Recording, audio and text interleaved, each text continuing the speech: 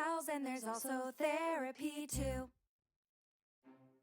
Alrighty, hello everyone, welcome in. Oh my gosh, we have such an incredible episode. There's just truly so much to do. So I'm just gonna dive right in, and then if we miss anything or I have to do some recaps, this is the start of the episodes that they threw so much in, which they should. It's the second to last episode before the penultimate, is that the word? Episode before all of the finales. The finales are coming up next, and if you follow our social media, you know how much they have stacked in these finales. This is insane. And I say finales plural because we'll talk about it a little bit later, but it was, one episode and then it kind of is credited as two. But anyhow, so as a recap, and also, first of all, Maddie's not with me today. She may be able to join me later, but she did send in a summary. So at least we have that. But she'll definitely be here for the finales, I hope. We shall see.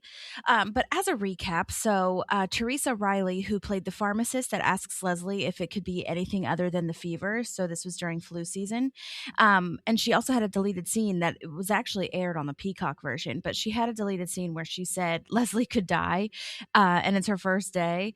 That also is not true. Last episode I looked it up and that whatever she said was not true. So that was a funny line that she, said it was her first day. But anyhow, Teresa plays the character name is Kitty Goodbye, first name Kitty, last name Goodbye. And she sent us in a great voice memo. So let's go ahead and take a listen to that.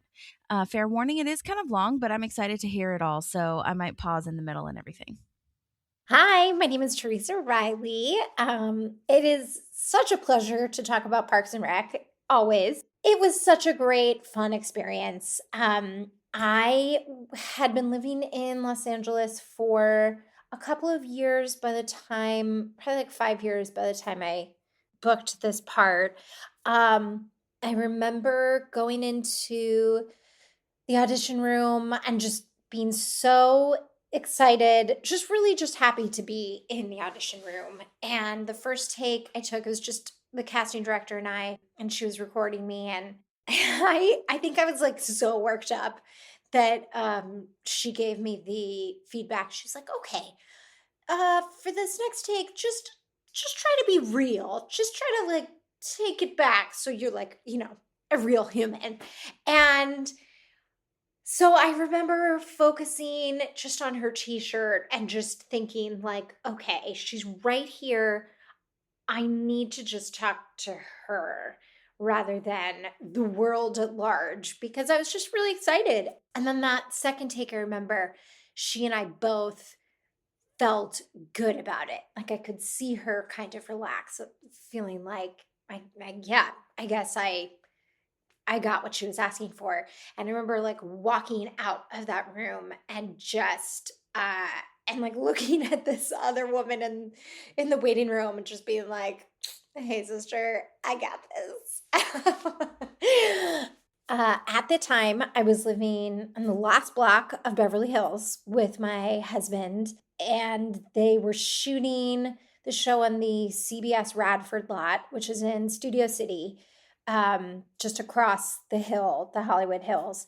And I think my call time was like 5 or 5:30, and he and I were both so like worked up about it that I got up and like got into the car at like 4:30 in the morning. And it's like blackout. There's nobody on the roads, but I was just like really worried that there was going to be, I don't know, some like sudden unexplained traffic going through Coldwater Canyon at 4:30 in the morning and I would be late to set.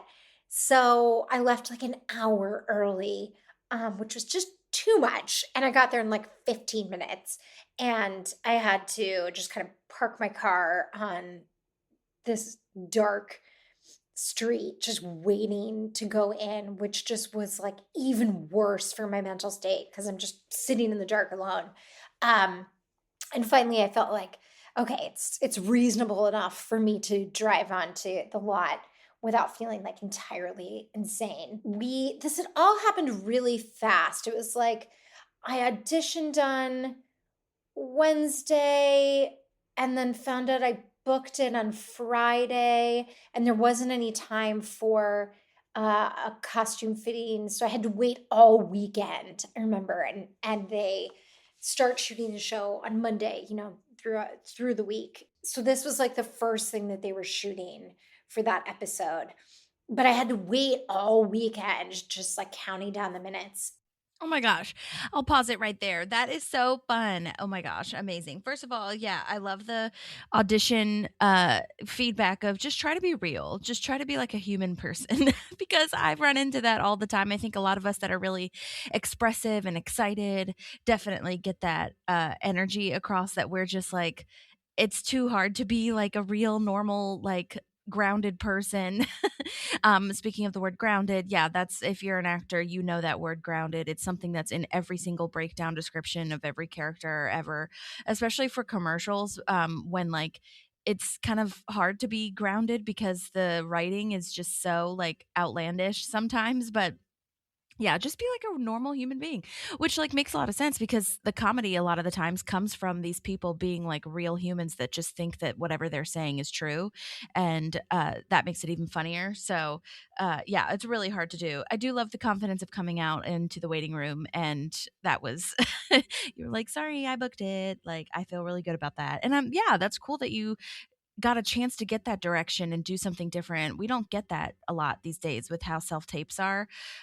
Every now and again, you'll get it, but a lot of the times, if you didn't do the exact right thing the first time, you're just kind of like the casting directors just don't have time anymore to be like, let's try it a different way.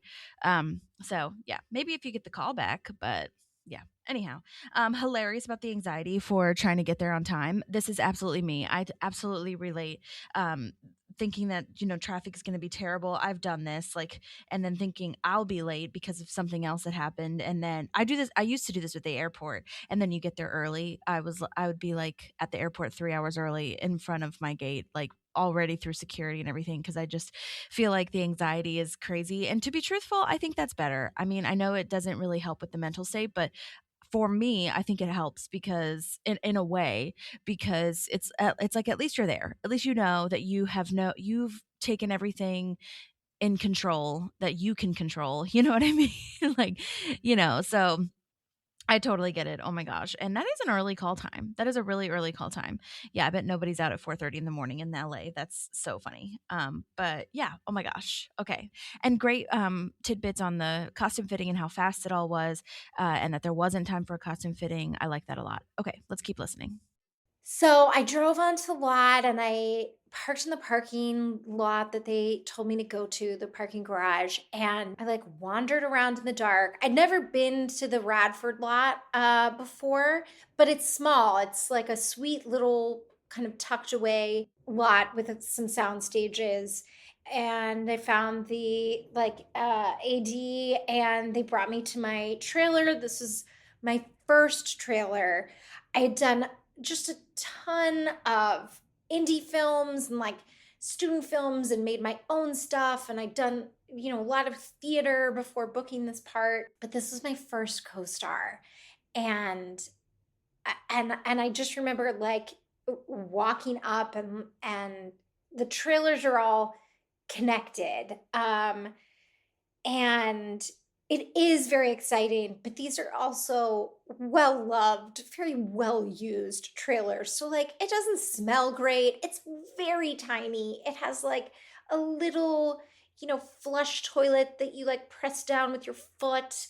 And besides the fact it's still like pitch black outside, and I think this was like maybe January or February that we shot this, but it was like the greatest space I'd ever been in because it was mine. It was really exciting. The costumer came in, and then and I remember she and I had brought the same pair of pants from Gap for me to wear, and she was like, "Great, we both have the same idea about this character who's a pharmacist." There's only so many directions you can go with a pharmacist.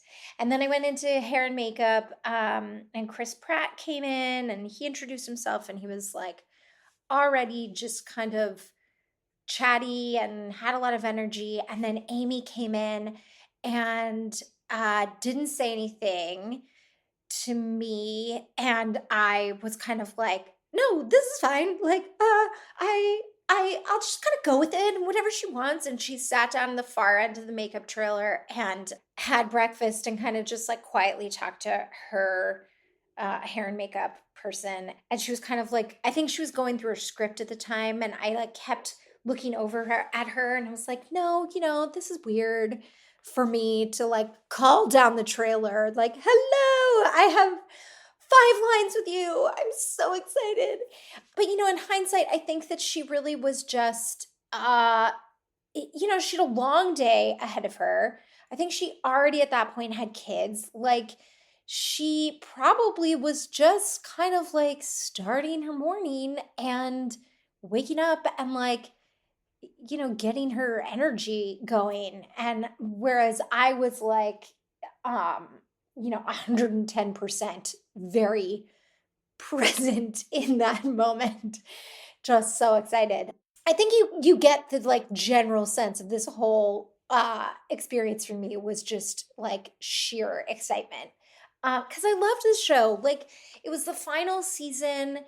It just was like such a happy production. You got that from every episode of like, this is a really special show. So anyway, so then this was also a special show because Nick Offerman was directing it. So he came in and then we got into the van. We weren't shooting on the lot actually. So everybody got into like the same van and we drove like just like 10 minutes down the road to this little family pharmacy in the San Fernando Valley that is no longer there, unfortunately, but it was so cute. And everybody was already outside, the crew production. And so we walked in, everything was kind of all set up, but Nick had really kindly already turned his attention onto me in the van of like, he knew that I was excited and nervous and he was like asking questions about me and where I was from. And it turned out that he had done a lot of theater at the same place that was right by where I grew up and had gone to many times. And that was really amazing because we're both theater people, and he just was like very cool and calm, and it was great. The writers were there. Everybody was just kind of joking with each other, and by then it was like full on morning, and that's when Amy introduced herself to me. Yay! Oh my gosh. Okay, I'm gonna pause it right there so that we can like fully immerse ourselves in Amy introducing, herself to you. First of all, oh my gosh, the trailer, love that. Your first trailer, your first co-star, that's so exciting. I can't imagine. And I feel like, I don't know, the way that you're describing it too, like I can feel it in my body as well, how exciting this is because I'm a huge fan of Amy Poehler as well and the show and everything. So the amount of excitement that you must have had to kind of like not tamper, but just kind of keep in check so that you were still able to focus and do your job. I can absolutely imagine that. Oh my gosh. Funny about learning about like an airplane toilet in the trailer. I don't think I ever knew. I mean, that would make sense because it's like an RV essentially. You know what I mean? So really funny tidbit on that. So funny that you guys had the same idea for your costumes. I love that you were on the same page. That works out so well. I bet the costume designer was so excited. Like, oh, great, we're done. you know? Yeah, I would have been starstruck with Amy too. And yeah, that makes absolute sense the way you're mentioning it. It was really early. She had kids. And even if she didn't have kids, it was like, I'm just trying to get my life together. I mean, we do that if you work in an office job too. It's like you not really trying to talk to anybody or complete any tasks until you've had your coffee and you can like feel like a human. So I totally understand that. But also I see the other side too, where you're just like, oh my gosh, I want to say hi to her though. And like make her know that like, first of all, I love her. But second of all, this is going to go so well. I'm so excited. Like I know my shit and I'm going to make you so proud. You know what I mean? I would have absolutely been starstruck, but it almost kind of sounds like Steve Carell too, which is another great, leader of a show because Steve Carell from The Office has been known from his other co-stars talking about how he's not like super like crazy outgoing bubbly all the time when he's outside of his trailer or in between takes or episodes or whatever. Like a lot of the times he's really just calm and just trying to lead the ship and get his shit right and focus and work and all that kind of stuff, but very very kind and nice, but not like you know his character, you know what I mean? Like what you would think Michael Scott would be, you know what I mean? Which is really interesting and cool. And I like learning that. Yeah, matching that dynamic at 5:30 a.m. would be really hard to do.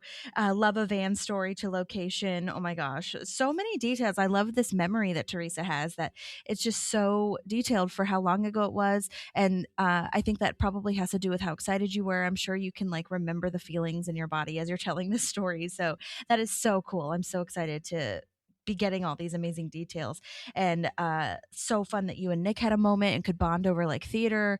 And because yeah, Nick has definitely talked about this before, and we've heard from other people in the van that Nick in particular is so like, hey, I was a theater actor just bopping around, like I'm just a like, you know, trying to be a working actor. And he kind of always stayed that way. He was like, I know I'm on a TV show now, but I still am just like a regular old, you know, actor guy that's trying to make his way. So I really love how nice he has been to the co-stars. Okay, let's continue. She just walked up and she was like, "Hi, I'm Amy," and I was like, "Hi, I'm Teresa," and and she was like, "Great, okay, great," and then we just started the scene. I don't think it lasted too long. It was probably like half an hour, 45 minutes we were there. I vaguely remember that maybe Chris Pratt came up with the kind of button to the scene of him grabbing that jar of gummy bears. And I didn't know if I should be improving too. I actually don't think they were improving that much in this particular scene. Um and I felt pretty sure that the scene would be kept as is because obviously it's the one where she suddenly considers that she might be pregnant. She looks at the pregnancy tests. So it's like, I'm pretty sure this scene is going to make it into the episode. Whereas, like, plenty of friends of mine in all kinds of various shows, like, their scene gets cut. And mine did get edited a little bit because I wasn't that important in the storyline, but the scene was there. And then I remember between takes, Amy also said to Nick and Chris, she was like, "Okay, what do you think about this?" And she read off of her phone a joke that she had written into her book that she was writing at the time, which, you know, this is 2014. This was a while ago. So she was just then working on that first book. And I remember them all just like cracking up. So I think that, yeah, she had a lot going on at that time. A lot of things that she was juggling. Yeah. And so I remember to finally, I was like, okay, this is it. I'm going to try to put a button on a button of this scene and improv a line after Chris Pratt.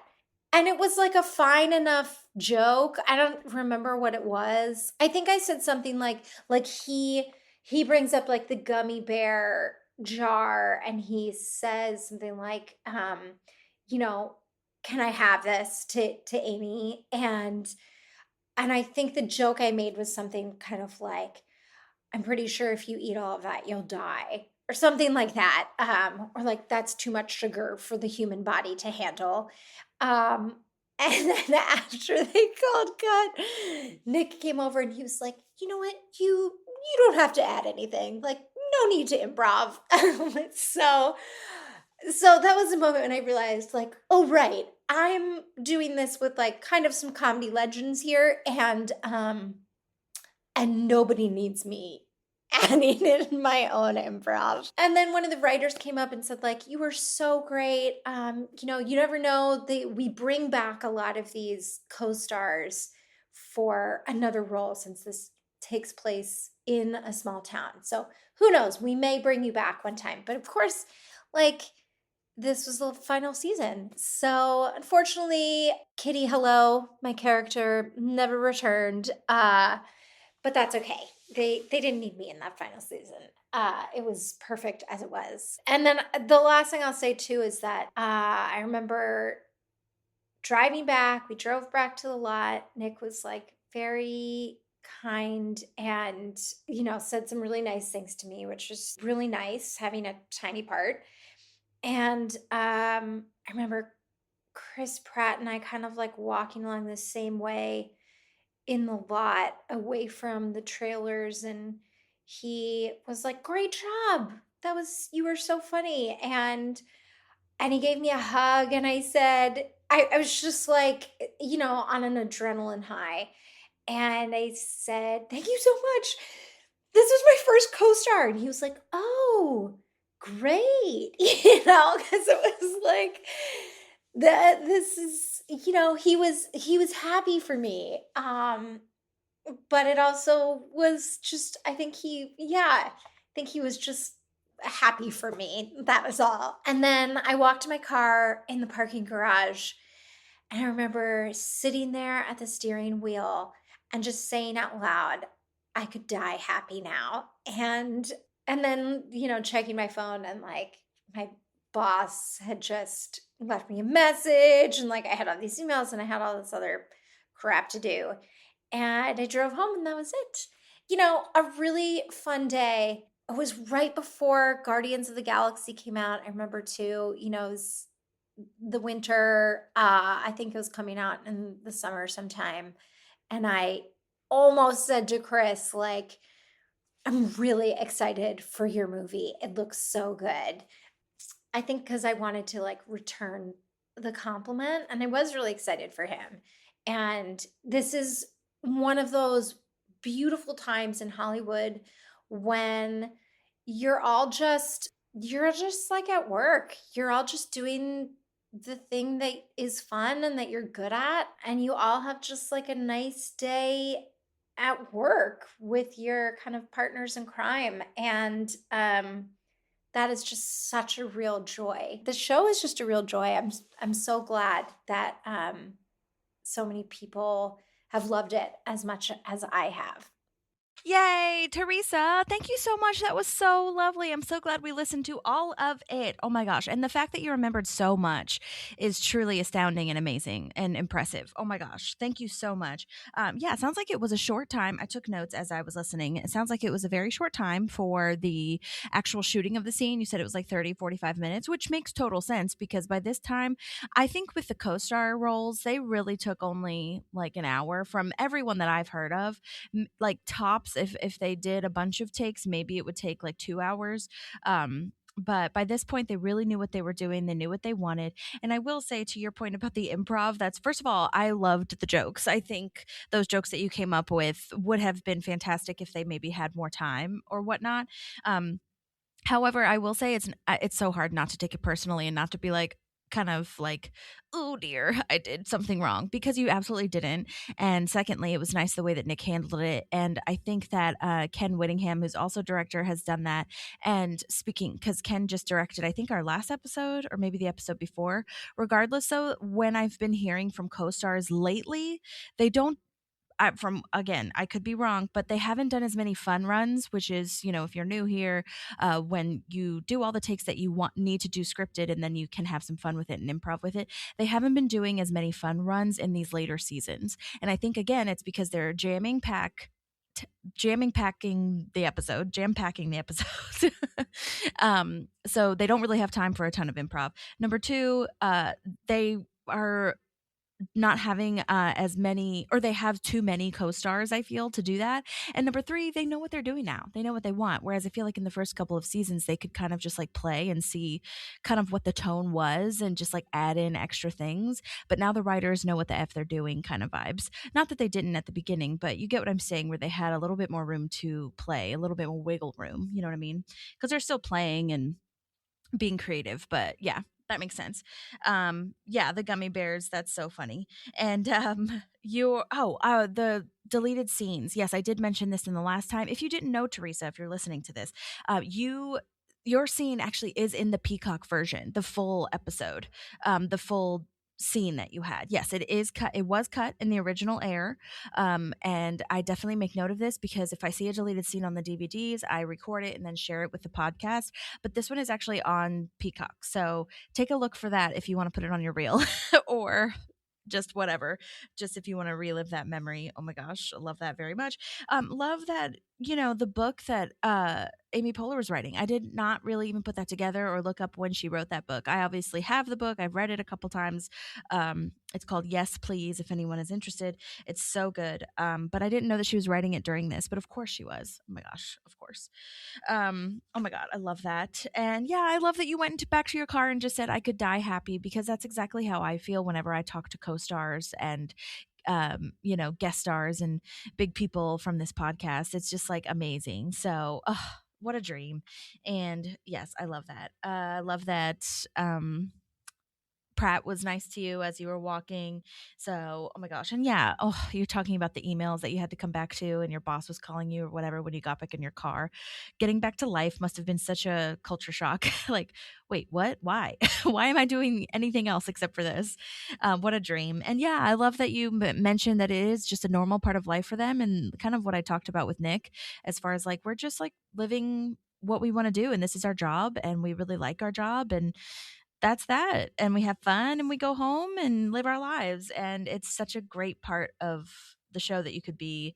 So I'm so glad that that worked out. Oh my gosh. Yes, Kitty Goodbye will live in infamy as the pharmacist who tells Leslie that she does not actually have the flu during flu season and leads her to maybe think that she's pregnant.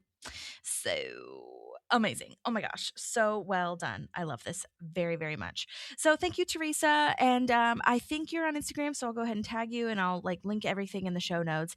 That was such a fun and detailed voice memo. So I appreciate everything. One of the other things she wrote in her email was, it's such a joy to talk about Parks and Rec. It's such a beloved show for good reason, and so wonderful it continues to have such loving fans like you.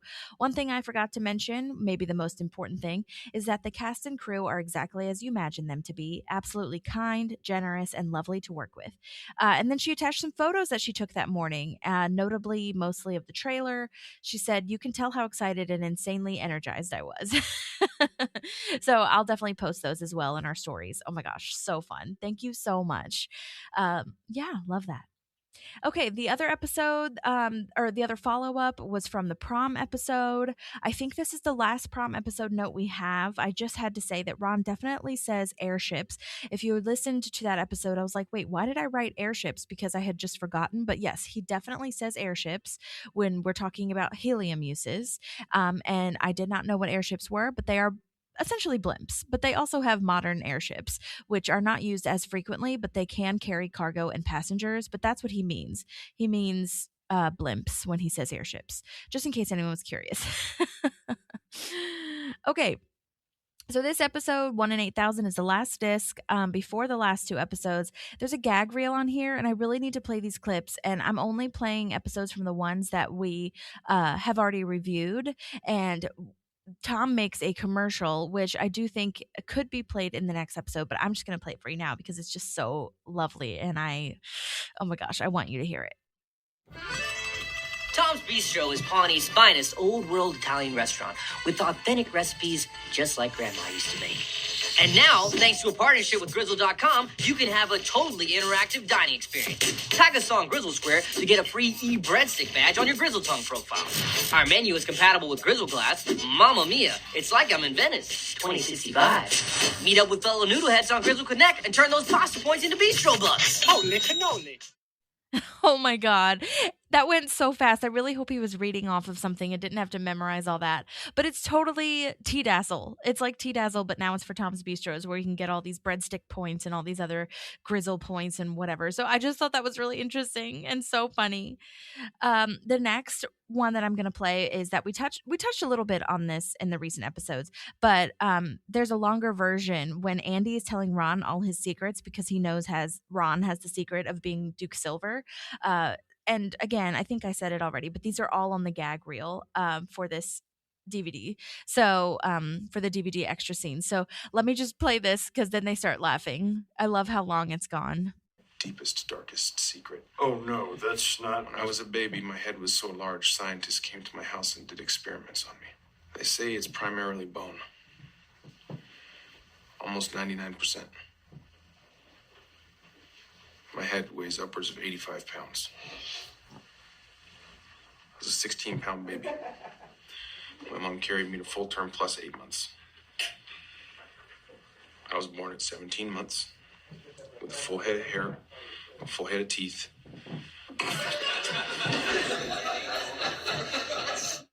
I love that they just keep Andy just keeps going. Pratt just keeps going, even though they're laughing. And all of those pauses are them trying not to laugh, which I think is so funny. And I just can't get over how many lines he had that he just kind of either made up or they wrote as alts or whatever. It just keeps going. Okay, the next one is about the skates, the roller skating party that Ben had for the 90s roller skating party, and it's just so funny. Oh my gosh. This is when when Ben comes into Leslie's office and she has the skates. Are you ready for another practice session? Am I? What are you going to do to me with the I'm roller going to You put them on my butt. I'm going to roller skate all the way up your butt, just like you like it. Are you going to go... Adam Scott. Are you going to go... What are you going to do with those skates? You're going to put them on your feet. Teresa, you and I get together and do something really interesting. I'm pregnant. The more the merrier. With my baby. Well, you can join too, beautiful. Look at this. I sometimes call men beautiful. I guess I'm open-minded as hell. Open-minded as hell. Just read this and tell me what it says. In a moment. I just was laughing at my son. Quiet, cameraman. Perd's here. I had those were back to back, so I just recorded them at the same time. But oh my gosh, with Adam Scott is basically like orgasming when the skates. And then I love that we see John Ralphio like he was improvising those singing moments because that's not what ended up originally airing. The melody is, but not the words. And Henry Winkler just laughing. Oh my gosh, I love that. And then we have a Game of Thrones scene gag reel. I really have to play that for you. We're but farmers. I ask for your grace and kindness as the Targaryens. Come here. Closer, please.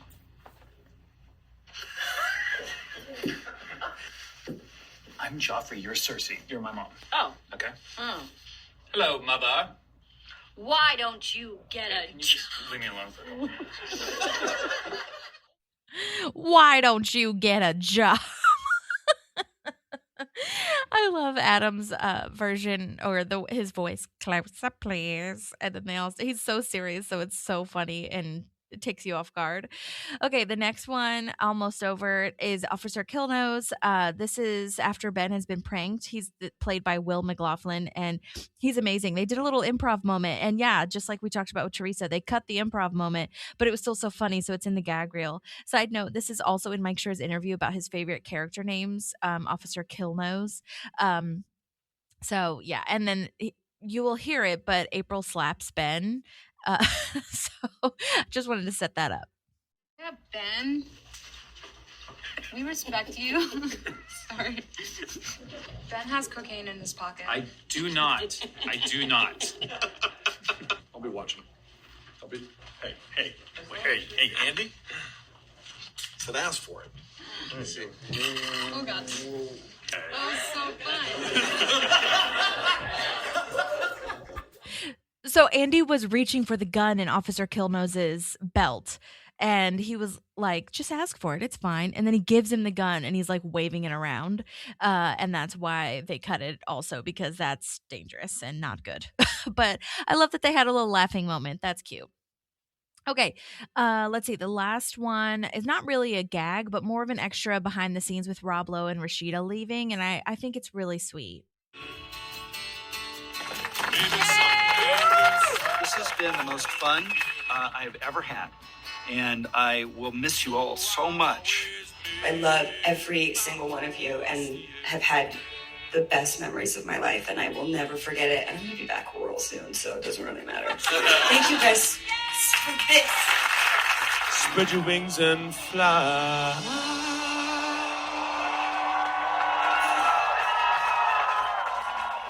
What the fuck was that, you guys? No. Come on. You're gonna learn my song. You're gonna do it right. All right. I don't want to be a fucking diva or anything, but come on. This is my shot.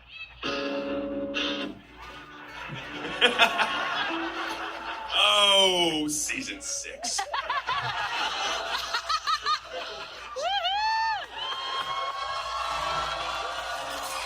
There you go, Dean. That part was the ending part was at the Unity concert when Mouse Rat is playing, and Dean is the director of that episode, so that's why he said that, why Pratt said that. But I do love how sweet and precious Rashida and Rob Lowe's goodbyes were. That's so sweet, and they were both crying, and it was really emotional, and I can't imagine how emotional that would have been. Oh my god. Okay, the last thing before we get to 1 in 8,000 is not really a gag, more or not a gag reel or anything like that. But I did want to follow up on Bo Burnham's role, Chip McCap.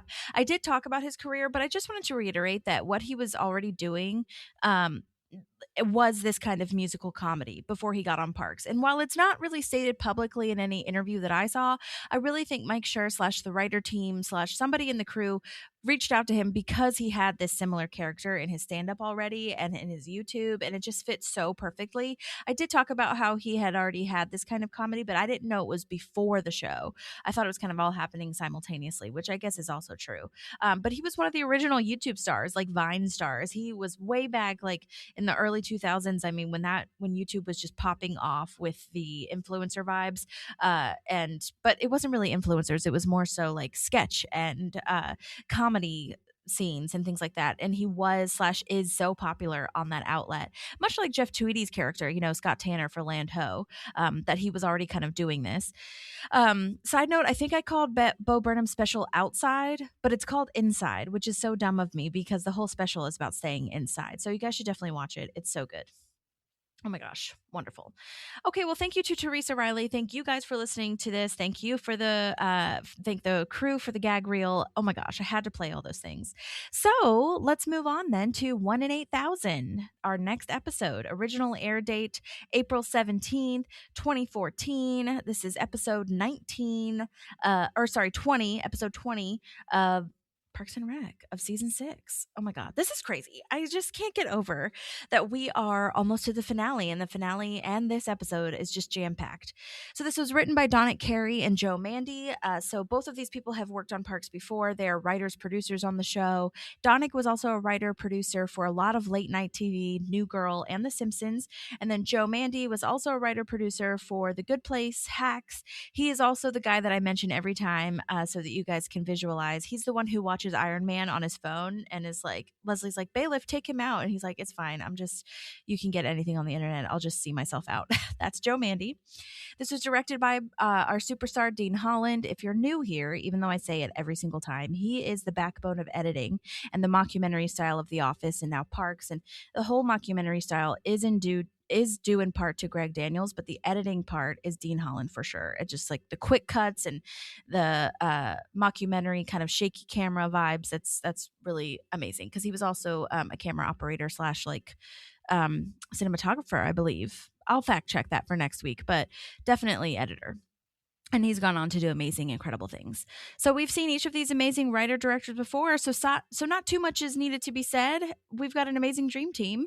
So let's go ahead and listen to our summary. Okay, it's getting so crazy how close we are to the end of season 6, and in the reality, to the whole series, which is insane to me. So very exciting, but very sad. So I have a summary for 1 in 8,000, as well as a couple of thoughts. But I'll start with my summary. As the Unity concert closes in, Leslie and team work to raise some money via an auction to support the event. At the same time, Leslie and Ben are trying to keep each other de-stressed. Donna gets some support from Ron when she is faced with an ex, and Andy keeps a secret from April. I love that we're getting to start to see Leslie and Ben starting their lives together, getting to go see the doctor. I love the continuity of it being Dr. Saperstein, unfortunately. I do love that Leslie calls him out for being weird. I think that's great. For me in this episode, I think I start to kind of see how small Pawnee, like we've always known that Pawnee's small, but there are some towns I've lived in that I've felt like were pretty small, and they had multiple elementary schools and obviously like multiple OBGYNs, but I'm starting to feel like Pawnee's even smaller than I thought in my head. because that kind of goes in line with when Donna is like, oh, at the elementary school, like that's where Joe teaches. Like she doesn't even necessarily ask which elementary school. So I think that was eye-opening for me in this episode. Absolutely fair that they're both stressed. I love that Leslie isn't, though. Like she's usually the high-stressed person in this relationship and in this show. And I think she's just so happy that she's going to start her family with Ben and that she's going to be a mom, and she's just kind of just vibing and being her and in this news. And I'm so proud of her that she's like processing and just living it up, like, you know, doing her thing, not stressing. And it's really the perfect time too, because Ben's losing his shit. So great balance here, as we always see between Leslie and Ben. I also love, I've never caught this before until I was watching this episode because I put on the subtitles, and I think this is why I caught it. When Dr. Saperstein tells Ben that he needs to be like Matthew McConaughey in a hammock, Ben says, all right, all right, all right. He says it 3 times, but he says, all right, all right, all right, like very not calm and chill. So I'm assuming that was completely intentional to follow the phrasing of McConaughey, but make it very stressed. But I think that like that's hard to catch, I feel like. So, I mean, I've watched this episode so many times, and this is the first time I was like, oh my gosh, they're referencing Matthew McConaughey with that. So that was cool. I am so happy for Andy and so proud of him for keeping this secret for Leslie and Ben. I know it's got to be so hard to keep something from April. I don't ever keep anything from Ivan unless someone says to me like, hey, you literally can't even tell Ivan. And then, you know, like that's so hard to do, right? So the fact that he took that to heart and, you know, knew that eventually, right, that it makes it easier, I think, when you know that they're going to know at some point, that you're just kind of respecting someone else's wishes. And so that was really sweet of him, I feel like, and I'm very proud of him. And I'm really proud of how April responds, right? She's like, I'm so happy that you kept that from me. That was a great way to do that. I also love that April's stepping in to be kind of Andy's manager and help him stay organized. I think it's really sweet. She's supporting his dream. And then the last thing I have to say is Donna, we're getting to see her come together with Joe. Like could not have been cast better. He does such a great job. I love that Ron's there to kind of gut check Donna, but I also validate Donna, right? Like Joe comes across as a very like calm, chill person, like a good person, and he is a good person, but Donna's whole thing is like, I don't like who I am when I'm with him. And so I appreciate that Ron just takes that at face value, goes into the school and is immediately like, I am not on your side, Joe. Like I will be cordial to you, but I am Team Donna. So I loved that, but I also loved that he pushed back on Donna to like really question if the way she was responding to Joe was appropriate and in line with everything. So, yeah, I love all the relationships throughout this episode. I think it's beautiful, and yeah, sad I'm not there to comment, but I know that you're all in good hands with Holly. See you next time. Yay, awesome. Yes, oh my gosh, so many great things. Like I said, they just stuck so much stuff in here. Yay, Dr. Saperstein comes back. I love that. Yeah, pointing out that it's a small town because we just keep bringing back the same people, which is beautiful. Like, why wouldn't you bring back Henry Winkler? And yeah, sucks that Tom still has him as an enemy, but I guess we've moved on because he's the only OBGYN. So what's she going to do? She's not going to drive to, what's the other one? Snarling. She's not going to drive to Snarling. Yeah, with the one elementary school. Yeah, Leslie not being stressed. Yeah, I feel the same way. I'm so proud of her. And it's really interesting because we had just talked about last week where we were in a bulldozing era of Leslie.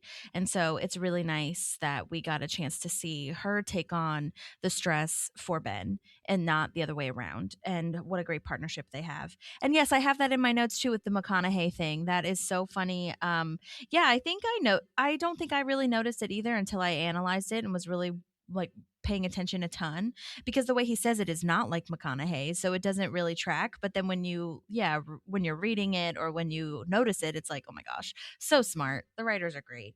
And yeah, I'm proud of Andy too for keeping this secret. And a part of me was kind of frustrated with April for saying, you have to tell me, instead of just kind of trusting that Andy is keeping the secret for a good reason. I can see both sides. But yeah, oh my gosh, Joe. Oh my gosh, I have a whole little breakdown on him. I love him so much. It's not really a breakdown. It's just like me expressing how much I love him and how every role he does. I am so excited. Oh my gosh, so wonderful. Okay, yeah, great casting. All right, let's get started, people. So we're at another Unity concert meeting, and Ben is saying we need big ticket items for the auction. April says she got the Red Hot Chili Peppers to sign a signed guitar because she's catfishing Anthony Kiedis, which, by the way, if you did not know who that is, he's a singer for Red Hot Chili Peppers. Side note, I thought it was kind of funny because in Mike Schur's book, he pretty much says that he doesn't like the Chili Peppers. So I'm not really sure where this came from. Somebody in the writer's room probably likes Chili Peppers, and Mike Schur was like, oh my God, okay, fine. I bet that's what's happening.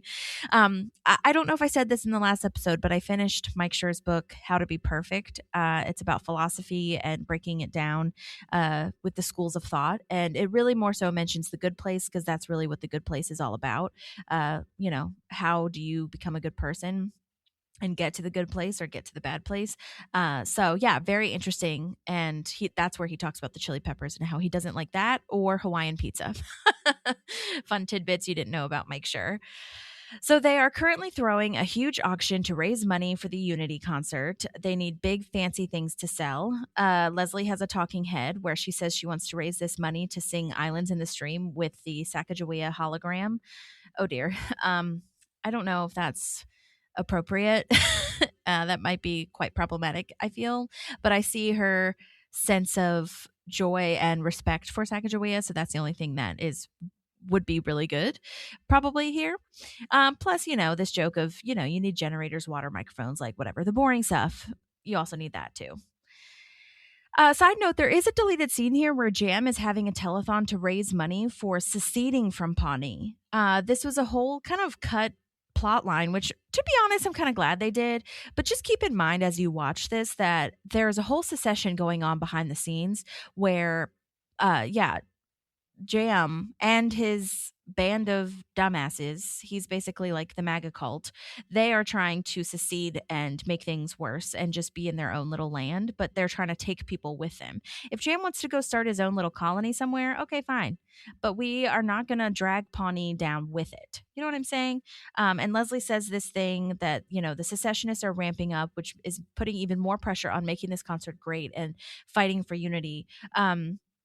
But I do like this deleted scene because I do like that we get to see who came up with this idea to have the naming rights to the tent and to auction that part off. So I will play it anyway, even though I'm annoyed with Jam. Legally, I am in the clear now, so we're gonna... Is Jam drunk at his own telethon? Okay, the secessionists are ramping up, which means the pressure is on to make this concert even better. Well, then I have some bad news. We don't have any money. This Unity concert is more maxed out than TJ. TJ Maxx? Nobody here understands me! Okay, easy, Craig. What are you doing? A few days ago, I found Craig screaming about Justin Guarini's disappointing sophomore effort, and I find that this metallic blanket calms him down. Well, Craig is right, though. Thank you. Anyone that talented can and will bounce back. No, not about Justin Guarini. You're right about the concert. We do need more money, which is why this charity auction has to be huge. So, what do we got so far? What about naming rights? Local businesses could bid to sponsor the different stages. Maybe the artists could mention their names during the songs. Madison, you are so great. I mean, you're always just kind of sitting there staring at your phone, and then bam, you come up with a great... And no, you're back at your phone again. I thought that was so interesting and different. I think that's cool that Madison got to come up with that and that, we still have the kind of millennial attitude being shown here. So I love that. I am glad they cut the Jam part because he's really dumb and it's kind of like a scene of him talking to the camera at his at the telethon that he's having, which is so weird because he's trying to raise money for the opposite, cause. But anyway, a side note, Justin Guarini I think he was either the runner-up or the second winner of American Idol, just in case anyone was interested. Because if you look up a picture of him, which I'll post, if you look up a picture of him right now on your phone, just Google his name, Justin Guarini, Guarini, or R-I-N-I, you will absolutely remember who he was. Because, yeah, I looked him up and I was like, oh my God, I totally remember remember him. Where'd he go? So it makes sense that Craig would be interested in him.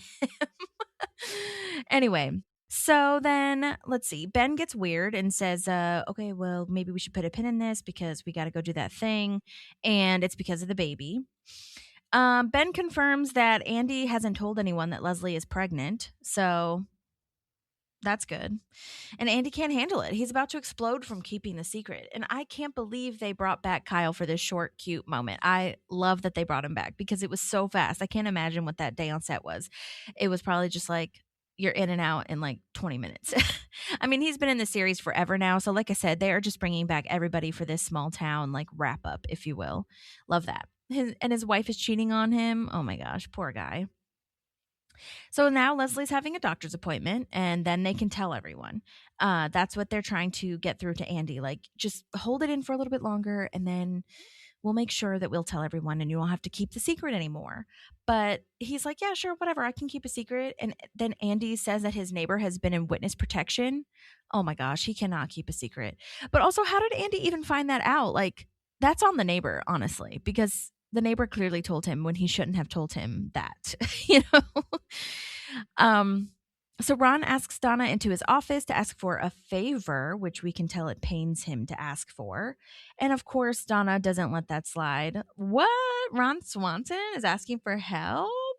I love this. Keep your voice down, woman. And then I love that we see the door shutting. I love whenever we get a chance to see the remote controlled doors.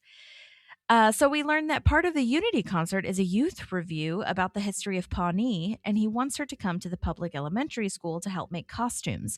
Side note, just like the Matthew McConaughey thing, I really feel like I did not really put two and two together about the youth review. I kind of feel like that was just kind of, I don't know, a throwaway line. I don't think I really paid attention to that. So that's really interesting that the kids are getting involved too with the history of Pawnee. I think that's a great part of the Unity concert. Okay, this is where we learn about / meet Donna's ex, Joe. She sets him up as this terrible person and asks Ron to help her keep an eye out for him. And they kind of agree to exchange these services for each other. They both share this problem with their exes, which is why Ron is like, yeah, sure, I'll do that. Although we'll soon learn why Tammy and Joe are definitely not at all alike. But like Maddie said, yeah, they're the same in the sense that each person doesn't like who they are when they are with the significant other, but Tammy's worse. I mean, hands down. Hands down, no question, no contest. So $30,000 needs to be raised for this concert or they're in trouble, which is, that's a lot of money. But they can do it. They've done it before. They can absolutely do it. It's just kind of stressful right now because we don't know the end game or if it's actually, like, tangibly we can't see that it's happening yet. You know what I mean? So yeah, they're stressed. And Ben is like, well, you need to not stress as much with the baby. And Leslie is like, well, I cannot slow down. Like, there is no way. We're doing this in 3 weeks. Like, we have to keep pushing and keep going. And then I love that line, that little throwaway line of like, wonder how much we could get for that fish in the doctor's office. Like, could we sell that and put that towards the Unity concert? And Dr. Saperstein comes in and interrupts them and says, let's saddle you up and put some jelly on the belly. Yeah, Dr. Saperstein, very weird. It's very strange. Love that both of them are like, okay, a little weird. Craig now says he wants to auction off a personalized Johnny Karate song, so Andy needs to be at the auction. But April is like, be careful because you have 3 shows tomorrow, which is, first of all, that's so cute that he has so many shows. He's gotten really popular. I love that we're seeing his job or his, side gig thing taking off and is probably making him money. He's really happy doing it. Sounds like. Obviously it's stressful because, there's so much to balance with the Unity concert going on. But yeah, and I love that April's like, I'll make you an itinerary so you can keep track of your schedule. That's really sweet because Andy right now is writing everything on his arm, which, yikes, that is not going to work. Side note, I don't know if any of you guys watch Friends, but Joey does the exact same thing. He doesn't have as many things going on, Joey, but he writes down that he has to pick up his grandma at the airport and he writes it on his arm and it has long sleeves. So I don't know if that was a fun nod to Friends, but Joey and Andy are absolutely similar. They're both artists. They're both a little dumb, but sweet, but so sweet. So, yeah, that's a really funny, correlation for me. So anyway, Andy says he has to go back to work now. And yeah, I love this, back with his body essentially being his itinerary, his inside of his shirt is his office. He's like, I have to go back to work now. All right, so Donna and Ron are at the elementary school, and Donna is taking pictures for blackmail purposes so that she can hold this over Ron's head if she needs to. And then Joe comes over. Oh my gosh, yay. I love that we're meeting Joe. Keegan Michael Key. Oh my God, he's so super sweet, super nice. We are confused at this point why Donna sees him as a bad guy because she compared Joe to Tammy. So this is not the guy we were thinking he would be. And we're kind of like Ron. We're like, what are you playing at, friend? Is this a facade that you have and you're actually really terrible? Or are you just really nice and we don't know what to trust? I would do a breakdown on Keegan, but I really feel like you guys know him. Like I said before, it's not so much a breakdown as it is me just loving everything he's in. And he is in so many things. I mean, when he shows up, it's like, oh my God, you're in that too. He just recently did a State Farm commercial for the Super Bowl with the guy from Righteous Gemstones and Haley Steinfeld. He was in Modern Family. Of course, he's known for Key and Peele with Jordan Peele. That always makes me laugh. Their sketches are so smart, so funny. They're all over the internet now. I feel like they're having a little bit of a resurgence with like Instagram and TikTok and stuff. But you can always go on YouTube and watch episodes, or if you have Comedy Central, that's what it's on too. It's so good and so funny. And I just love all of their sketches. They make me laugh so much. Ron is like, to Joe, says, tread lightly. And Keegan's like, or Joe is like, okay. And just has his positive attitude. So Saperstein says that there's no reason not to be herself. Leslie can continue to do what she needs to do / not work any slower. She didn't need to take it easy. But then we look at the baby, the sonogram picture thing, and surprise, we have twins.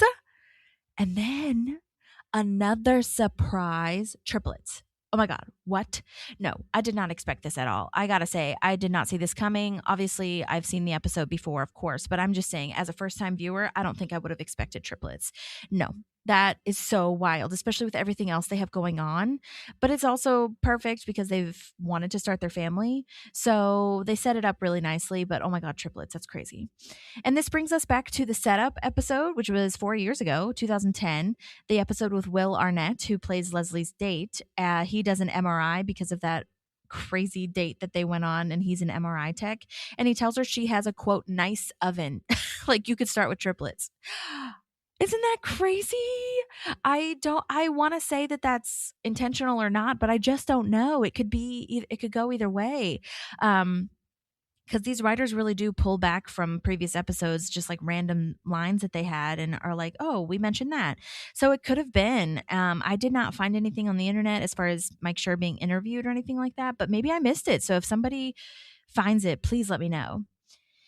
Ben is so stressed at this point, and Leslie is just very smiley. I love that we got two different reactions here with them and their dynamic. It's so interesting how Leslie is like, oh my God, we knocked it out of the park the first time. And Ben just cannot handle it. Like, this is insane. There is a bit on the gag reel with Adam and Amy. And to set it up, it starts with the merger. And Chris Traeger makes a joke that the beautiful new town is like a baby. So this scene was back when they were in the town hall trying to merge the town, or like going over how each town was going to operate now with all logistical things. And Chris Traeger like leans down to Leslie's belly and is like, oh my God, you're a new town, you're a little baby. And Leslie's like, no. And then after that, it cuts to Dr. Saperstein in this episode. So I'll just play that for you because it's amazing. You're going to be a beautiful new town. I'm not pregnant. Leslie or Amy. Never again. No one's pregnant. Okay? You hear me, America? I'm not being pregnant on your TV no more. Are you guys lucky or what? Triplets. Sweet. Yeah, Dear Mike, This is my worst nightmare. Yeah. why do you hate me? What did I do to make you angry? I mean, Yeah, Mike. What's up, bro? Adam and I just went through this shit for real life. We come here to get away from kids. Oh my God, I love that. how crazy and wild that we just had that flashback. What a time warp. Oh my God. Crazy. I love that that's how she's feeling in real life, even though Leslie is very excited about all of this. Oh gosh. So let's see. Okay. So this is where Dr. Saperstein that actually it's not 1 in a million because Leslie's like, I knew we were 1 in a million. Now we got the proof. It's actually 1 in 8,000 for triplets. And Saperstein is like, they actually occur more frequently than you think, especially at your age. Releasing multiple eggs, and I don't mean to be insensitive. We doctors like to say going out of business sale. Oh my gosh. I had to look it up. I had to know if this was biologically true, if this was false or not. And it turns out that yes, it is true. Triplets and other higher order multiples are more common in women over the age of 30, particularly those over 35 compared to younger women. And this is due to a higher likelihood of releasing multiple eggs during ovulation and increased use of fertility treatments like IVF, which doesn't apply in this situation for the episode. However, overall triplet rates have declined since their peak in 1998. I'll post all of these links on here, so if you want to read the actual articles, you absolutely can. Sounds like women over 30 have a higher than average chance of having twins or triplets.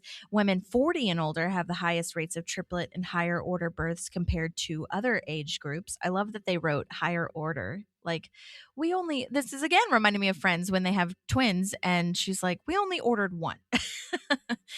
As women age, the body may produce higher levels of follicle-stimulating hormone, which a lot of doctors say FSH as a shorter term, which can trigger the release of more than one egg during a cycle. Like I said, this is also linked to IVF and fertility drugs, which can cause the release or implantation of multiple embryos, which is similar to when Phoebe in Friends did the oh my gosh, what's it called? Surrogacy for her brother. But again, that doesn't apply here, but I just wanted to give you all the information. So while more common in older women, the rate of triplet births have fallen significantly, over 60% between 1998 and 2023.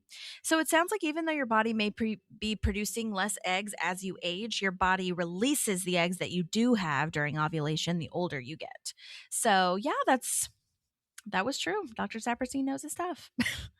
And Ben is freaking out. He is like, what do we do? How do we do this? This is crazy.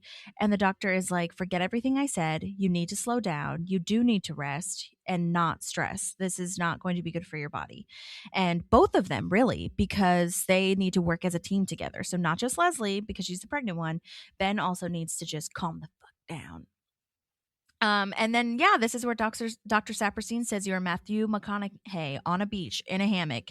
And yeah, I did not really put that together until I was analyzing it either, that, yeah, Ben says all right 3 times. All right, all right, all right. But you don't catch it because he says it so differently than Matthew McConaughey would. But definitely intentional, has to be. Gosh, yeah, but both of them are stressed anyway because the calmness kind of feels impossible. I mean, Leslie is more excited, but you can tell she has some of like a shock. So that's really where her stress is kind of left. And then, she's trying her best not to behave like her normal self. So she does struggle with this as well. Then we cut to Ben's accounting expertise, and he's input all the numbers for 3 kids, college expenses, yearly plans, interest earned, and he is freaking out. Like, it's not good for him. He is really just spiraling. And I love that they're faking their non-stress together. I'll be ready in 2 flaps of a butterfly's wing. And I love you. We're so fucking screwed. Oh my gosh. Just the quick flip of that dynamic of I'm really calm. Fuck. Also, he threw away the check that he got from the lake house. Why did you do that? It's money. I know he didn't know that they were about to have kids, but it is money. And I know that it was also like a spiritual moment. But I thought of this as this isn't on any online forum or anything like that. And maybe other fans have thought of this, but I was like, oh my God, why did you throw your check away? Are you kidding me? Oh my God. But yikes. Okay, so back at the elementary school, Joe is with parents that are crying, and they're crying because Joe found their son's dog. He put in so much effort. He made muffins, and at first Ron thinks that this is a terrible thing because the woman is crying, but no, this is just such a beautiful and warming moment. And then this mom is so funny. She cries again when the muffin is the best muffin she's ever had. We got voice memos from this mom. Oh my gosh. She is played by Caroline Hall. Her character name is Barbara Brabrabrar, which, oh my gosh, is just a mixed up version of Barbara. It's just a word jumble or letter jumble. Oh my gosh, I love that so much. She was in Fresh Off the Boat, Monk, The Bridge, another TV show. And then she did a bunch of other things, theater. And yeah, I mean, she did a great job. I loved it so much. I was like, oh my God, this lady crying is hilarious. It's the comedy crying is hilarious.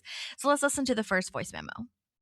I did know Mike Schur a little bit from, he was a Harvard undergrad when I was in a graduate school at the American Repertory Theater, which is affiliated with Harvard. And then I worked in a theater company after graduation with some of his friends. So I had known him a little bit, and he's a really great guy. And that, I'm sure that helped me get the job. but I don't remember the casting director. I just went in and read it. I don't even know if she gave me any direction. And then I was just so lucky enough to be cast. That's awesome. I love that very much. Yeah, really cool tidbit about knowing Mike Schur and the theater. I studied in Boston, so I know American Repertory Theater, ART is what they call it. And a lot of Broadway shows will start there and kind of get, their feet wet and then head to Broadway. But yeah, so cool. I love that little moment. Okay, let's listen to the second one.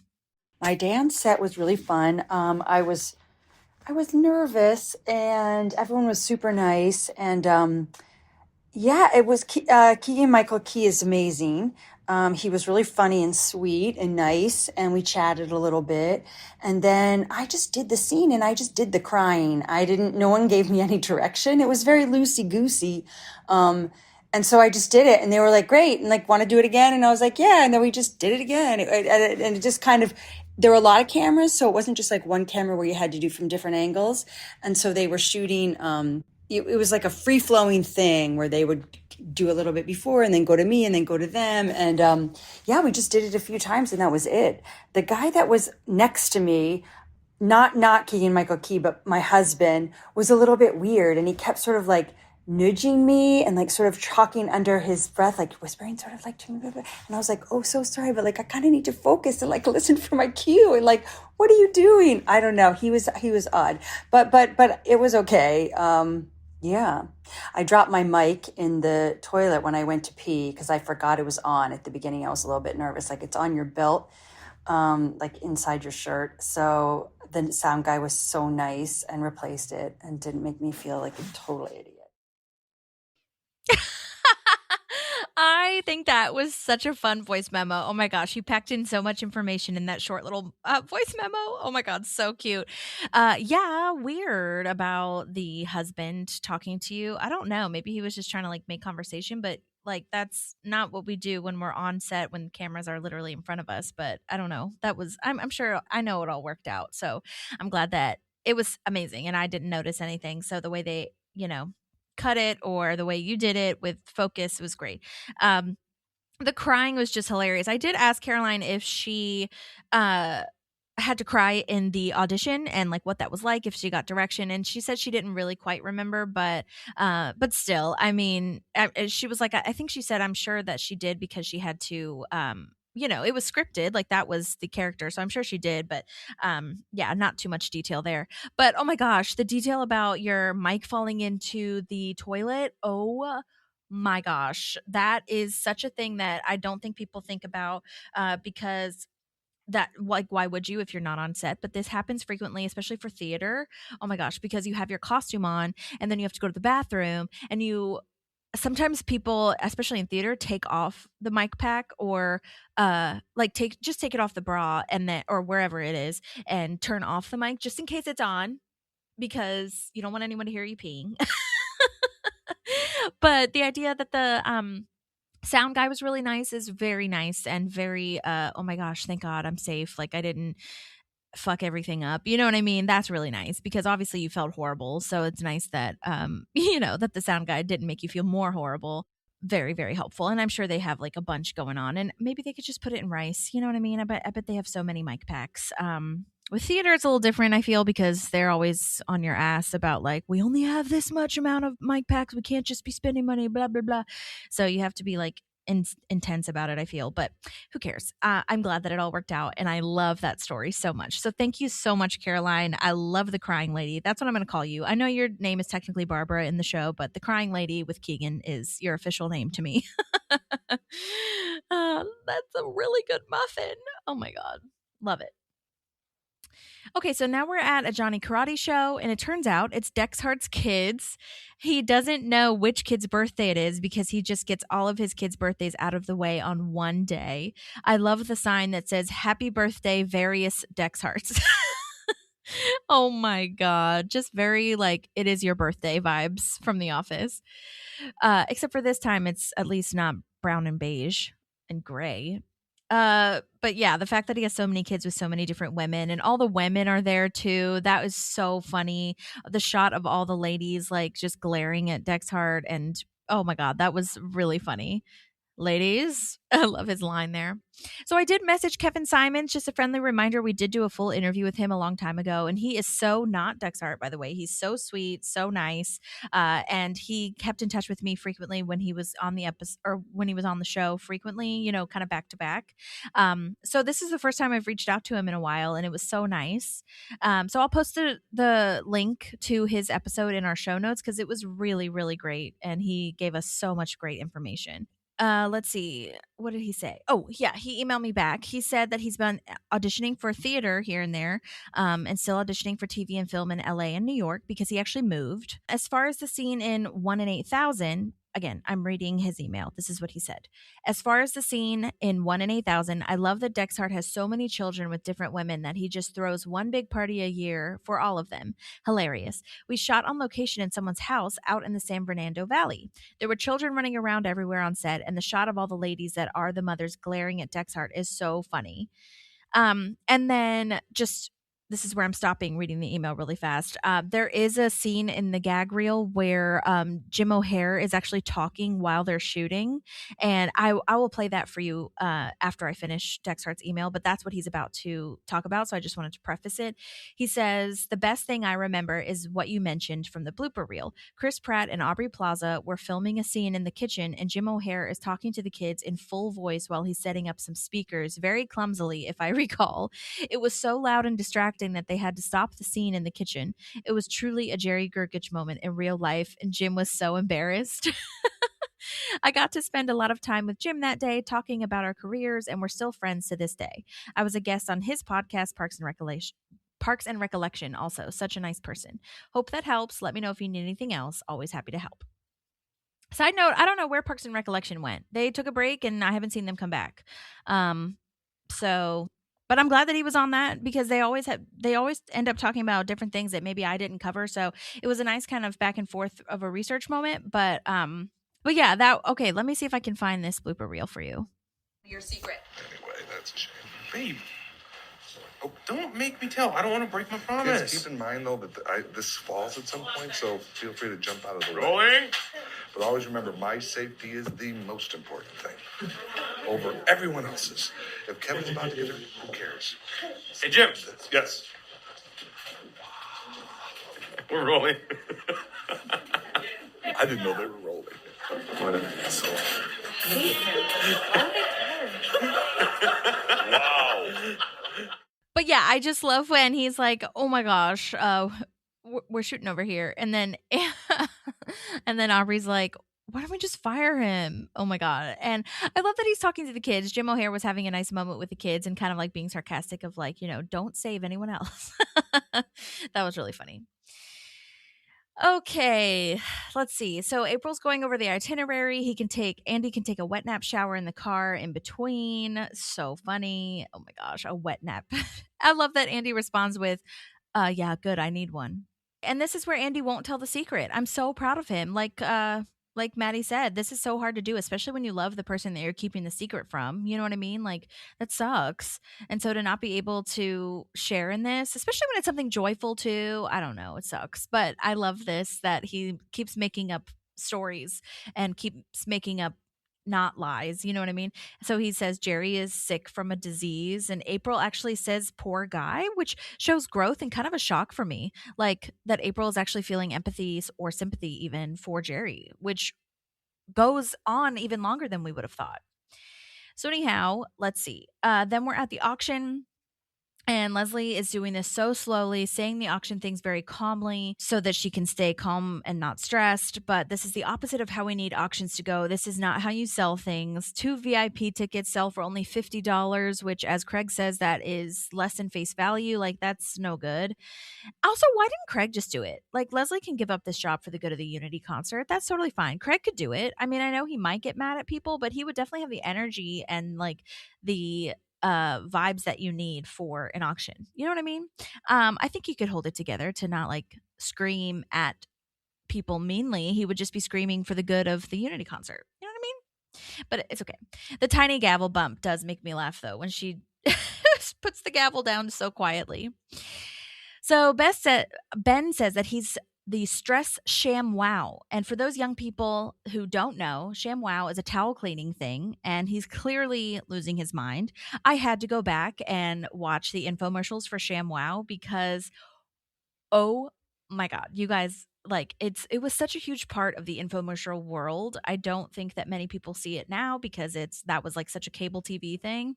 But I do want to say that the name for sham wow comes from the word chamois, which is a real word.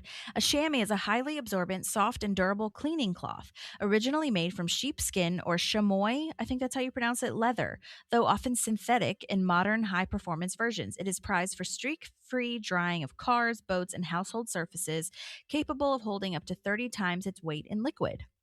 Who'd have thunk it? That's crazy. So that's why it's called ShamWow. Chamois. Wow. I did want to play an infomercial for you. I just have to. You guys, listen. Wow. You'll be saying wow every time you use this towel. It's like a chamois, it's like a towel, it's like a sponge. A regular towel doesn't work wet. This works wet or dry. This is for the house, the car, the boat, the RV. ShamWow holds 20 times its weight in liquid. Look at this. It just does the work. Why do you want to work twice as hard? Doesn't trip. Doesn't make a mess. Wring it out. You wash it in the washing machine. Made in Germany. You know the Germans always make good stuff. You can cut it in half. Use one as a bath mat. Drain your dishes with the other one. Use one as a towel. Olympic divers, they use it as a towel. Look at that. Completely dry. Put a wet sweater. Roll it up. It dries your sweaters. Here's some cola. Wine, coffee, cola, pet stains. Not only is the damage going to be on top, there's your mildew. That is going to smell. See that? The most observed. We're going to do this in real time. Look at this. Put on the spill. Turn it over. Without even putting any pressure, 50% of the cola right there. You follow me, camera guy? The other 50%, the color starts to come up. No other towel's going to do that. It acts like a vacuum. And look at this. Virtually dry on the bottom. See what I'm telling you? Sham wow. You'll be saying wow every time. Watching this without the visual of the video and just hearing the audio is so freaking hilarious. So many things. The RV, yeah, because everybody has an RV that you need to dry off. Everybody, would love to have the Olympic diver level towel. Oh my gosh, so funny.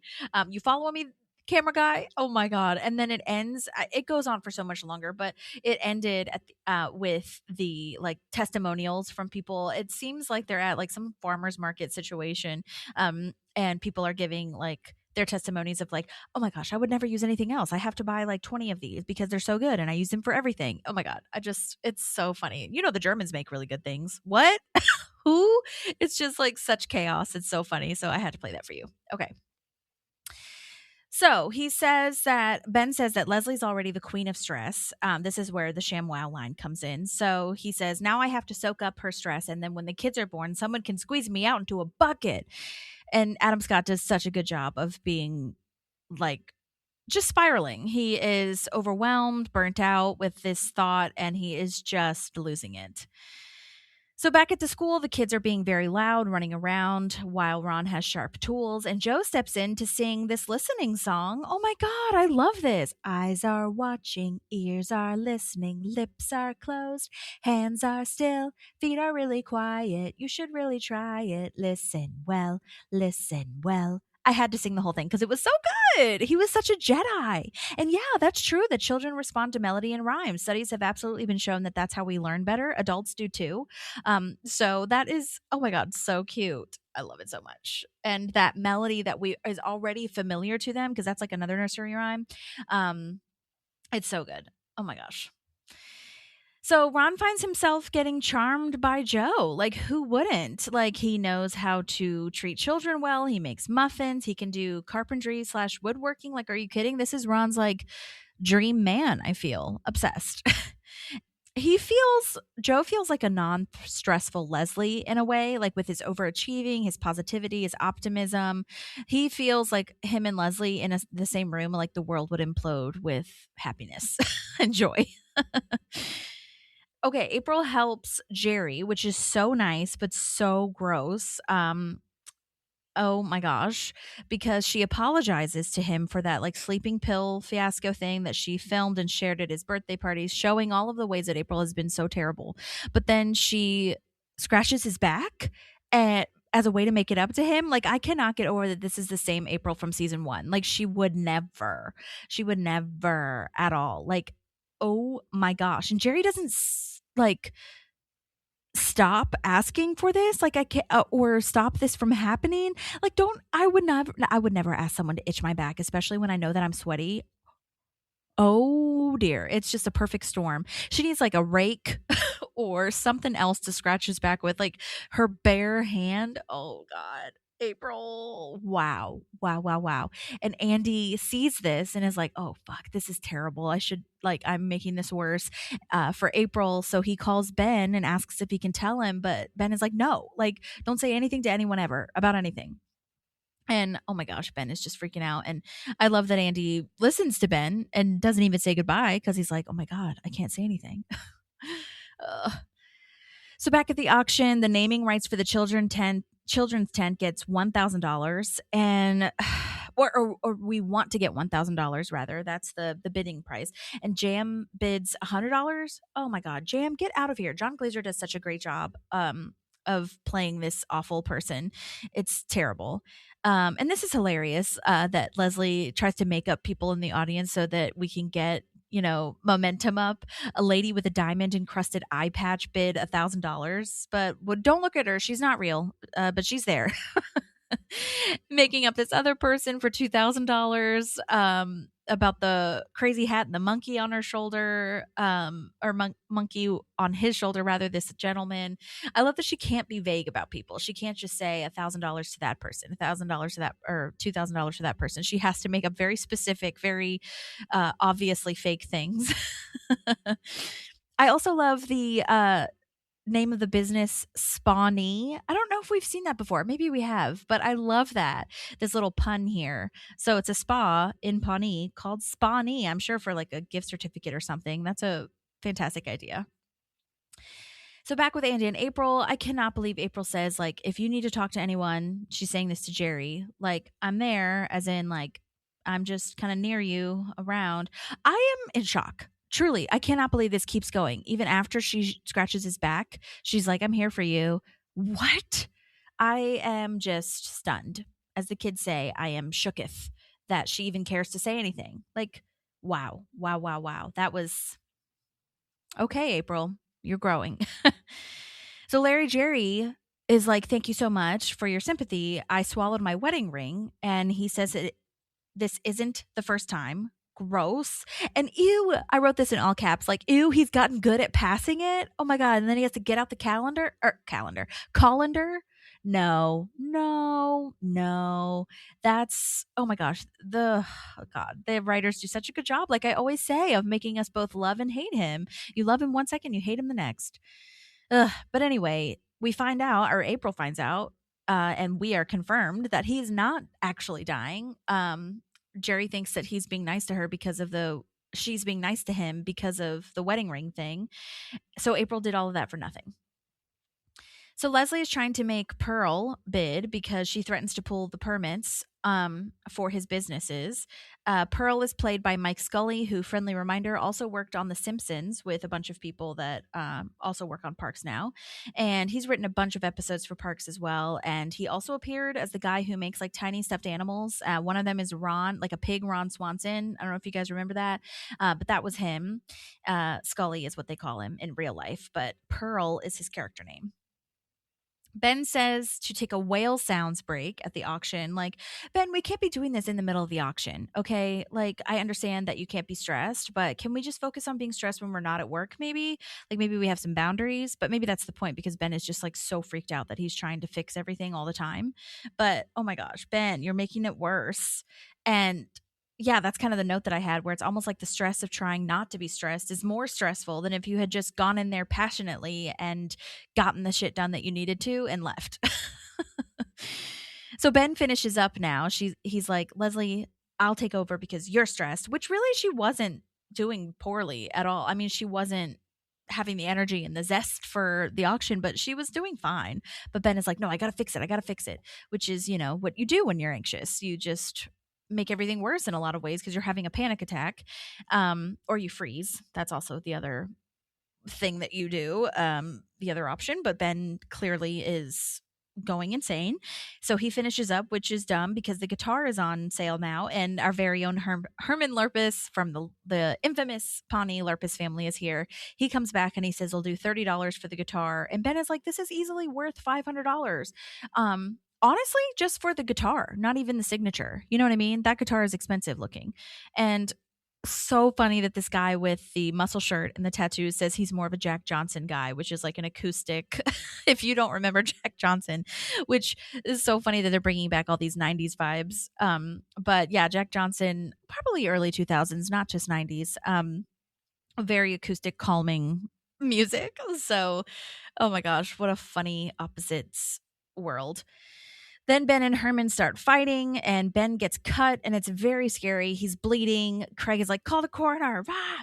I don't really understand how he got cut. It all happened so fast. So I feel like that quick cut, like his hand isn't the thing that should be bleeding. I feel like he knocked his head on something. I don't know, whatever. It all happened so fast, but I'm sure it was from the guitar. That's maybe a string was loose from the guitar or whatever. But yeah, it looks really like the way he falls actually does look really scary. So, yikes. And that's bad. And now at the hospital, Dr. Harris comes back. Oh my God. We love Dr. Harris. This Dr. Harris is played by Cooper Thornton. We did a full interview with him as well. And much like Dexhart, he is the opposite of Dr. Harris. He is so friendly and so nice and was so wonderful to us. So I'll post that link in the show notes as well. I love that Dr. Harris's line is, you have very weak hands. Like, why would you say that? Just making an observation. Oh my God, I'm so glad for that tiny little line. He had one line and they bring him back. I just think that is so fun. So I'm glad that he got to, continue this world of the doctor in Pawnee. You know what I mean? Leslie says that the doctor said, or the nurse said, that if Flea had sent you his base, you could have lost a thumb. That's a really funny joke. I think that was really smart. And it is a joke I think about actually frequently because chili peppers are around. Ben is still trying to keep up his fake calm. Like, he's not stressed. Like, do you want to do some like Tai Chi or do you want to do some meditation? Everything's A-okay, coolio beans. And Leslie's like, no, he can go. Right, Anne? Aw, that's cute that they brought in Anne whenever they're at the hospital. So let's see. At the elementary school, Ron tells Donna that he likes Joe because he's smart and patient and good with kids.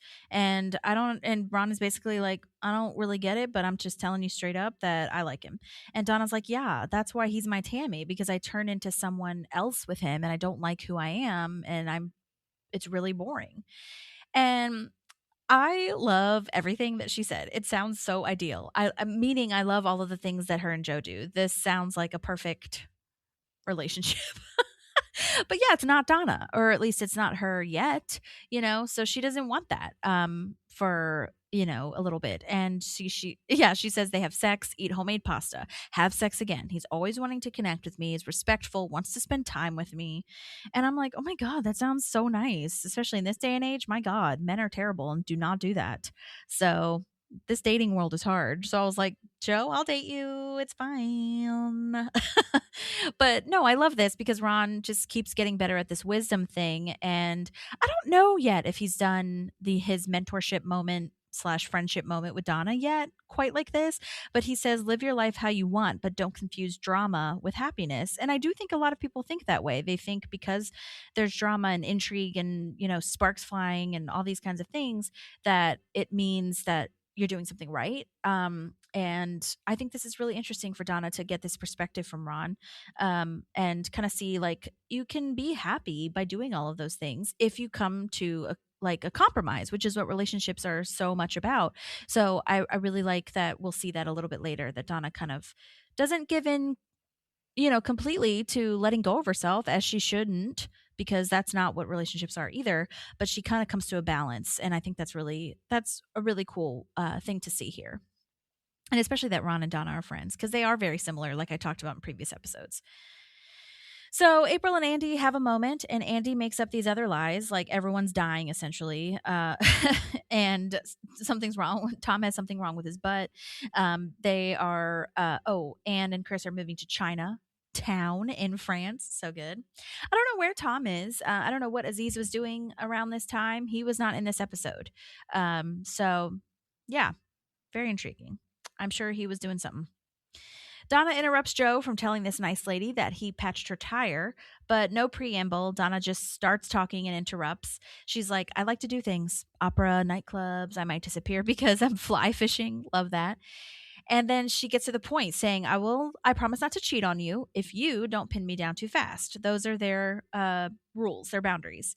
And it's so cute because Joe's like, you know what? I can handle that. That's fine. But his only request is that I see you in that red thing.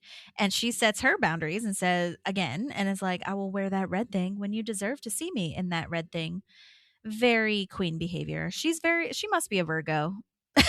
Like very Virgo behavior of like, I know what I need, holding you accountable, but I'll do it if you get on my good side, essentially. So Leslie and Ben are going over how they can raise more money for the concert, and Leslie is being positive, but Ben just can't get over that it's triplets. They're in his office, and it's a great point that Leslie makes. Like, they'll get scholarships, they'll be smart, they'll be ready, they will not have to spend all that money. Like, your data that Ben put into his computer does not account for how they'll be geniuses, and the kids will just make their own way because they have Ben and Leslie as their parents. But also this goes back to Ron's guidance that he gave Leslie, and Leslie is fully using, that blueprints for the future are a fool's errand. Like, you can't super mega plan this when you didn't even know this was going to happen anyway. Like, you can't put all of the numbers into a box and just stick yourself in that very small-minded mindset. And I get it. Kids are expensive. And I think it's good that he's planning and having an idea of what this is going to be for them. But you cannot plan the future. You cannot plan a life. You can't plan your own life, let alone how your kids' lives are going to go. You can do your best, and that's about it. And that's all they want. And the scholarships are going to be great. She got a scholarship from, which is called Pretty Blondes Who Like to Read, which has since been changed to the Virginia Woolf Prize. Love that. So yeah, I think it's nice that Leslie is using Ron's guidance for good to Ben now. And I just love this moment next. I mean, this whole little scene is great, but this moment where Ben is spiraling and steamrolling, he's taking on all of Leslie's qualities because he is trying to be a good partner. But now it's Leslie's turn to calm him down, and they have this beautiful balance that they do on the show so well.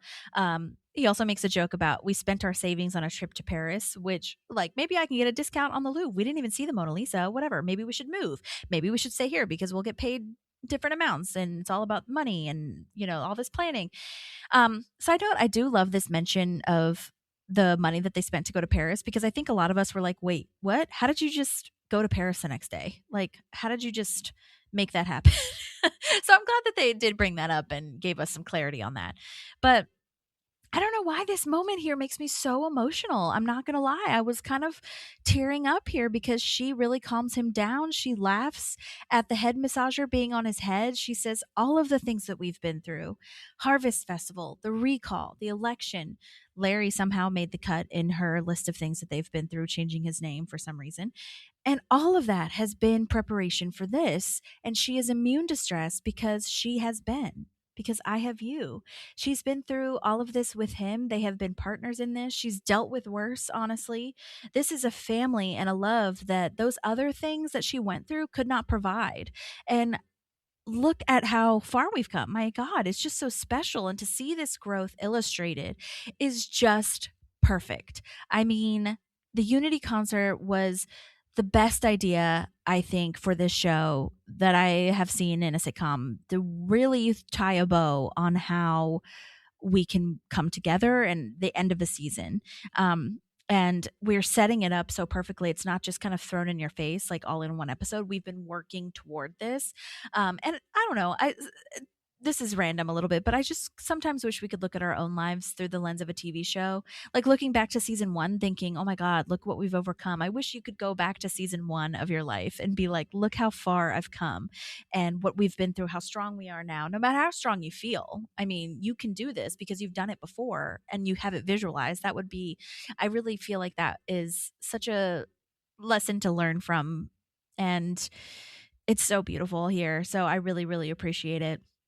And I just love that it shows that they're true partners in this, the growth that Leslie has come to, the dynamic here that Leslie's not steamrolling. And it takes you back to the park episode where she says, like, I know I steamroll, but I love you and I don't want to do life without you, essentially.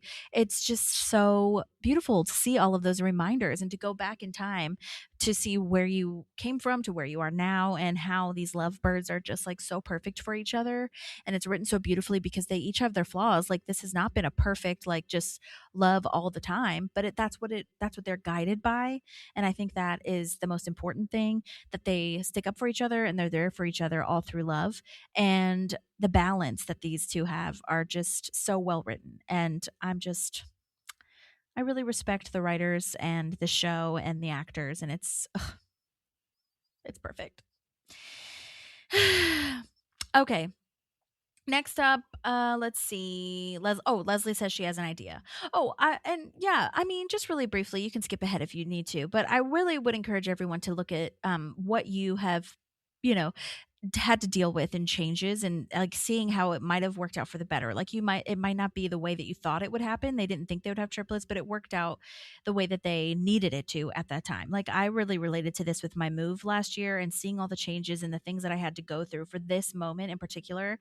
And just having moments in your life where something really hard comes up, and I'm having something going on with a side job now where I feel like I handled that like way better than like season 1 Holly would have handled that. You know what I'm saying? Like I really encourage you guys to find a time in your life because you probably have been through so much that you're not even giving yourself credit for. And I love it so much. And I love this dynamic that Leslie feels like she crushed it. Like they knocked it out of the park and Ben's like, nope, can't do it. Okay. So back at the school, Ron is King Sparkle of Cupcake Forest. He's happy about this too. So he has a crown on his head. He's not mad, upset, annoyed. I love seeing this every time I watch this part. I'm like, oh, Ron, you've gotten to such a good place in your life. And Donna says it's always good to see someone change for the better. And Ron thinks she's talking about Joe, but she's talking about him. And I don't think it's been said yet to him directly how much he's changed for the better. I don't think anyone has come up to him and been like, wow, you're doing so well and you've changed really in a good way. How much it suits him, how proud we are all of him. And so I love to see that it came from Donna, that they're both kind of helping each other with their and encouraging each other in these steps forward for their life. And like I said, I mentioned in the last episode how Donna and Ron are more alike than not. So to hear it from his work proximity associate that you've come close to is really nice. So now Andy's trying to hide from April with camo and blending into the wall of the picture in the conference room, which I think is really funny to me that he just did face paint. Well done, makeup department. Like he thought that was going to work. And I love that just or that the show in general just did this, like that they spent a lot of time probably doing this for his face, or maybe they just slapped on some face paint. I don't know. But the fact that they left that in for like a 2-minute little second, or was it even 2 minutes? Probably like 30 seconds of him hiding in the camo. But he almost breaks, and April is like, whatever, you don't have to hide it from me. It's fine. And I really like this. I think she is coming from a genuine place where she's like, I do trust you. She finally realizes, like, I don't think you're like hiding anything like that you wouldn't not tell me if you needed to share something with me, you would, essentially.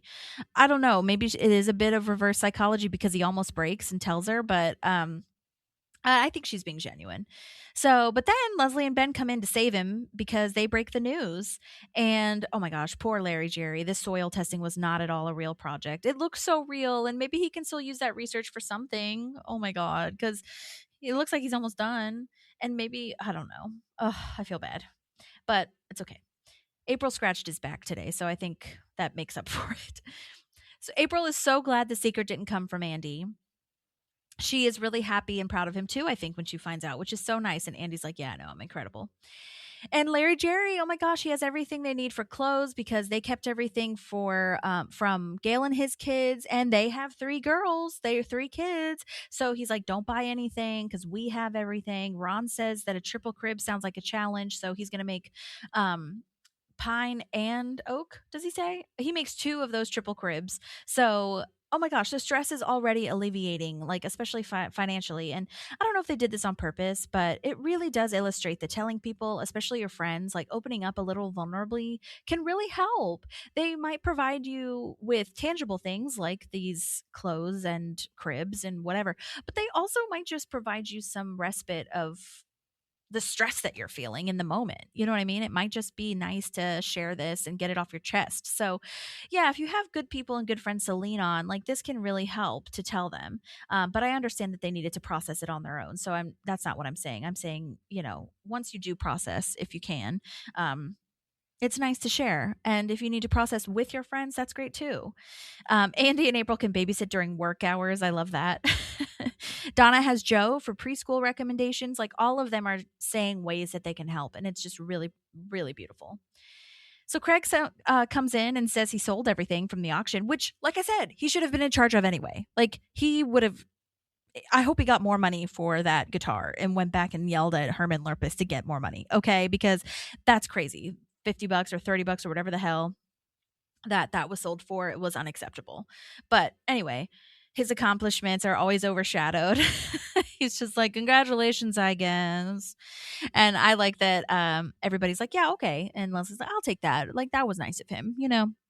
For Craig, that's kind of what we expect. Okay, that's fine. But honestly, yeah, credit where credit's due. Craig did a great job selling everything. So I think that Craig really was an instrumental part of the Unity concert in putting that on.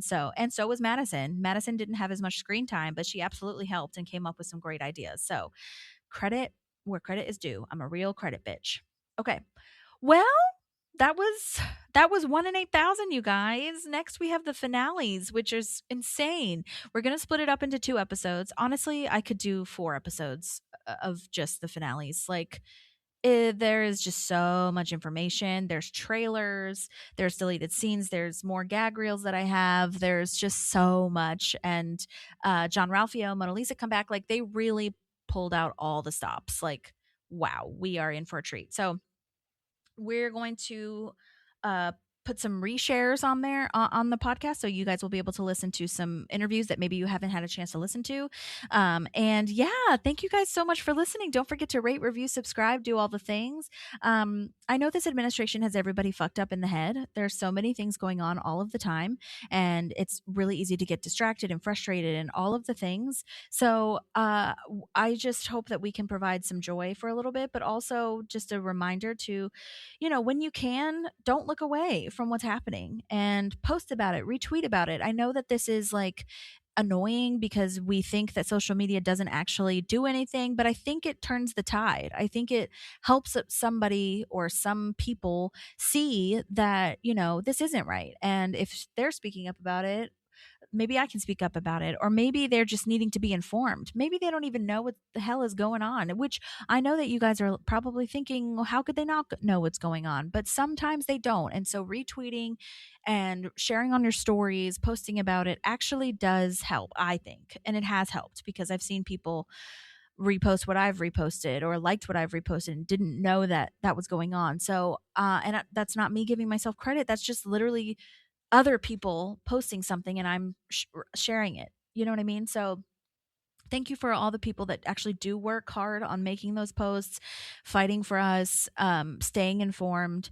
And I hope that we can move past this because this is ridiculous. And I hate the timeline that we're living in. I know that there are things to be positive about, but let's call a spade a spade. This is really hard out here and this sucks. And so much hatred is spreading. So thank you so much again.